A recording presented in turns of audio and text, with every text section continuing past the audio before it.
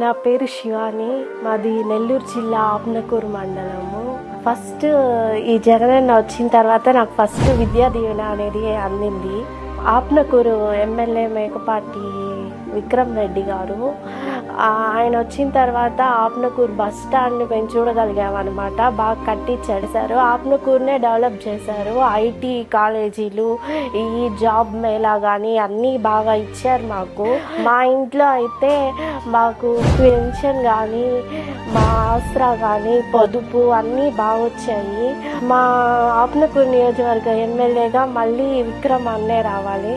మా ముఖ్యమంత్రి జగన్మోహన్ రెడ్డే రావాలి. మళ్ళీ ఈ యుద్ధానికి మేము సిద్ధంగా ఉన్నాము. జగన్ అన్నని ఎలాగైనా గెలిపించుకుంటాము.